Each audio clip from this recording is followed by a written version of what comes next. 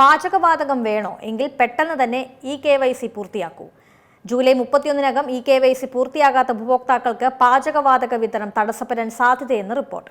അതേസമയം ഇതിനകം eKYC ചെയ്തിട്ടുള്ള സാധാരണ ഉപഭോക്താക്കൾക്ക് വീണ്ടും ചെയ്യേണ്ടതില്ല. വീട്ടിൽ പാചകവാതകം വേണോ എങ്കിൽ പെട്ടെന്ന് തന്നെ eKYC പൂർത്തിയാക്കൂ. അതെ, ജൂലൈ 31-നകം eKYC പൂർത്തിയാകാത്ത ഉപഭോക്താക്കൾക്ക് പാചക വിതരണം തടസ്സപ്പെടാൻ സാധ്യതയുണ്ടെന്ന റിപ്പോർട്ടുകൾ. അതിനാൽ ഇനിയും നടപടിക്രമം പൂർത്തിയാക്കാത്തവർ ഉടൻ തന്നെ നിർബന്ധമായും eKYC നിർവഹിക്കണമെന്നാണ് വിവിധ ഗ്യാസ് ഏജൻസികൾ അറിയിക്കുന്നത്.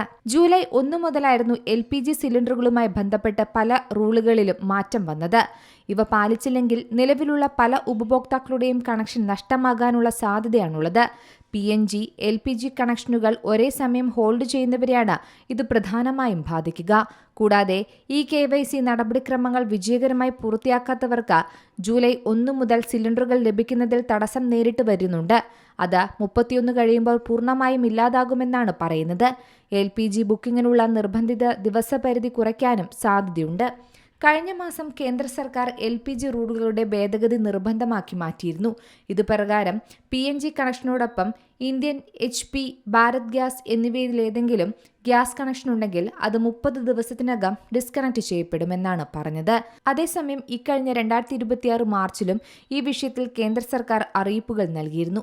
PNG സൗകര്യം ലഭ്യമായിടങ്ങളിൽ LPG ഉപഭോക്താക്കൾക്ക് 3 മാസത്തിനകം PNG കണക്ഷനിലേക്ക് മാറണമെന്നായിരുന്നു നിർദ്ദേശമുണ്ടായിരുന്നത്. ഇങ്ങനെ ചെയ്തില്ലെങ്കിൽ LPG ഡിസ്കണക്ട് ചെയ്യുമെന്നായിരുന്നു ഇത്തരത്തിൽ 3 മാസങ്ങൾക്ക് മുമ്പ് നിർദ്ദേശം വന്നത്.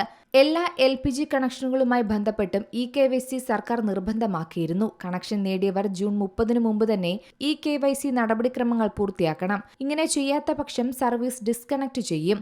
തുടർന്ന് സിലിണ്ടർ ബുക്കിംഗും സാധ്യമാവുകയില്ല. നിലവിൽ eKYC നടപടിക്രമങ്ങൾ പൂർത്തിയായവർ വീണ്ടും അത് ചെയ്യേണ്ടതില്ല എന്നും പറയുന്നുണ്ട്.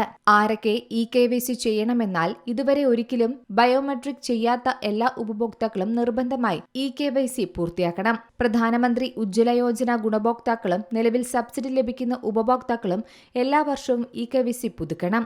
പാചകവാതക കണക്ഷൻ ഉടമ മരിച്ചിട്ടുണ്ടെങ്കിൽ കണക്ഷൻ നിയമാനുസൃത അവകാശിയുടെ പേരിലേക്ക് മാറ്റിയ ശേഷം ബയോമെട്രിക് പൂർത്തിയാക്കണമെന്നാണ് നിർദ്ദേശം. കണക്ഷൻ ഉടമ സ്ഥിരമായി പുറത്താണെങ്കിലും വിദേശത്താണെങ്കിലും അല്ലെങ്കിൽ നേരിട്ട് ഹാജരാകാൻ കഴിയാത്ത സാഹചര്യമാണെങ്കിലും ബന്ധപ്പെട്ട രേഖകൾ സമർപ്പിച്ച് കണക്ഷൻ അർഹരായ അവകാശിയുടെ പേരിലേക്ക് മാറ്റി eKYC നടപടിക്രമം പൂർത്തിയാക്കണമെന്നും അധികൃതർ അറിയിക്കുന്നു. News desk Zee Malayalam news.